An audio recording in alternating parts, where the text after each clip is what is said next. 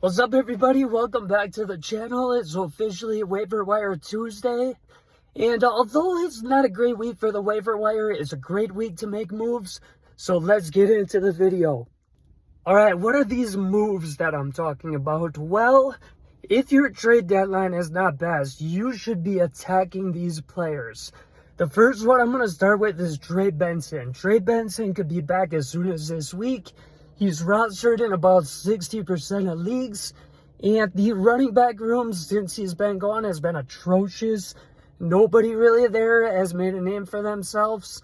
So Trey Benson is an absolute must-add if he's on the waivers or if you have to go trade for him. Another guy would be Joe Burrow. It looks like Joe Burrow is actually back at practice. They just opened his IR 21-day window, and he should be back around Thanksgiving. Look at the way that Joe Flacco's been performing. I think Joe Burrow is a no-brainer, especially if you're a contender. You should be keeping your eyes on him. Next guy would be Terry McLaurin.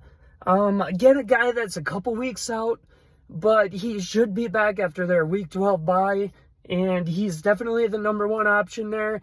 Looks like it's going to be him and Debo. So if you can go get McLaurin, he's definitely a guy to keep your eye on as well. Last guy is Omarion Hampton. He's officially out of his walking boot.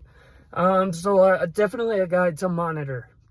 All right, guys, let's talk about the waivers now. So first of all, before we get into waivers, we need to start addressing that if you're a contender, you need to be looking at your playoff strength of schedule matchups.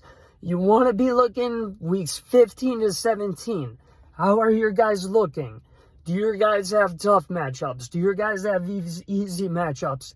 And every decision you make, if you're a locked-in playoff contender, should be around that playoff strength of schedule.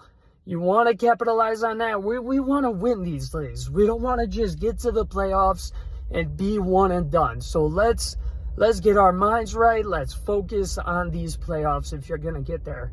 If you're not going to get there, I'm going to have a different bracket for these guys for you and guys that you'll want to just pick up for these next upcoming weeks to try to make it to the race.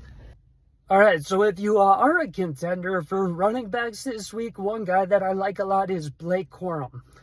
He's had at least 12 carries in the last 3 games, and he is a premier handcuff. If anything were to happen to Kyron, I think he could be a league winner, so definitely stash him if you're a contender. That's really the only guy that I got for you if you are a contender in the running back realm. Now, if you're going week to week, if you're fighting for that playoff spot, a guy I like for you is Chris Rodriguez. He's had a touchdown at 3 of the last 4 weeks.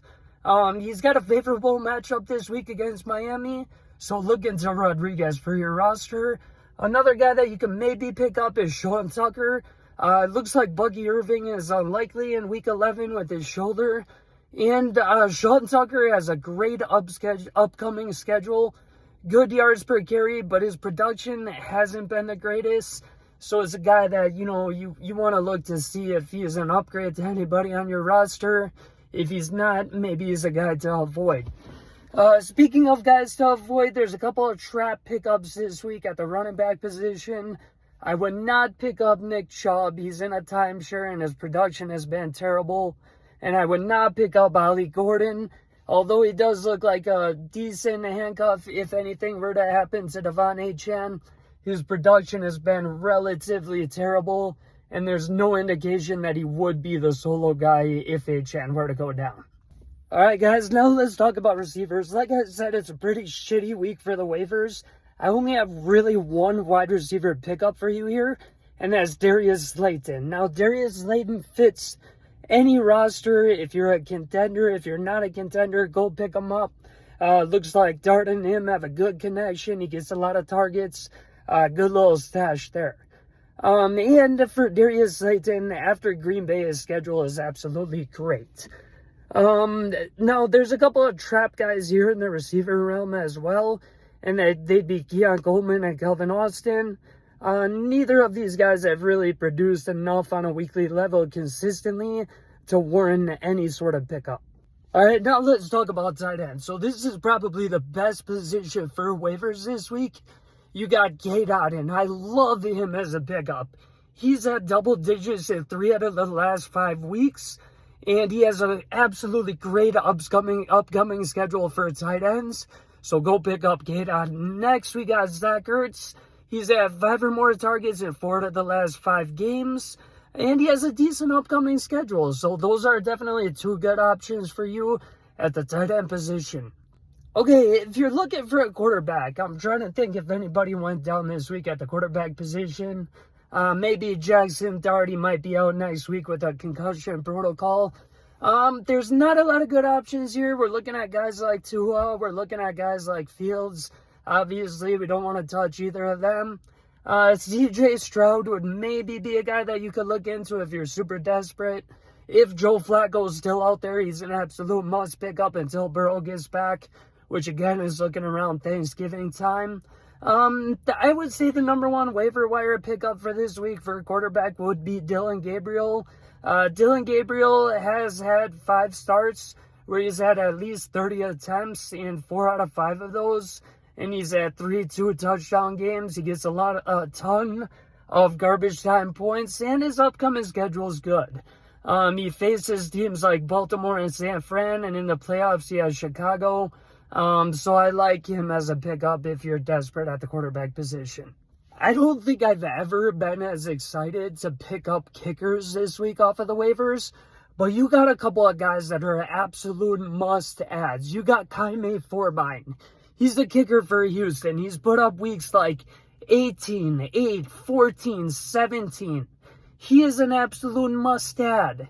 And you have Tyler Loop. It looks like that Ravens offense is back now that Lamar's back. They've scored at least 26 points in the last 3 weeks. So Tyler Loop is a guy that you will definitely want to add as well. All right, last but not least, we're going to talk about defenses. So we're going to bracket these into if you're a contender, if you're not a contender. If you're not a contender, I would say your number 1 ad would be the Falcons. They have a good matchup this week against Carolina. And if you are fighting for a playoff spot, they might not be the worst, but they do face Tampa Bay and the Rams in the playoffs. Next is going to be the Chargers. They've been racking up a lot of sacks this year. Their playoff schedule is Kansas City and Dallas, so definitely avoid them if you're a contender.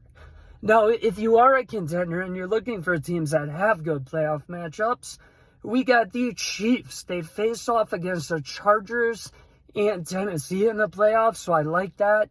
And the Steelers, they face up against Miami and Cleveland.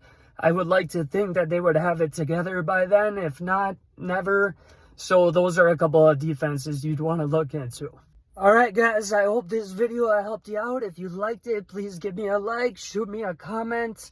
All that engagement definitely helps, especially as we're a new channel. Have a great day and good luck this week.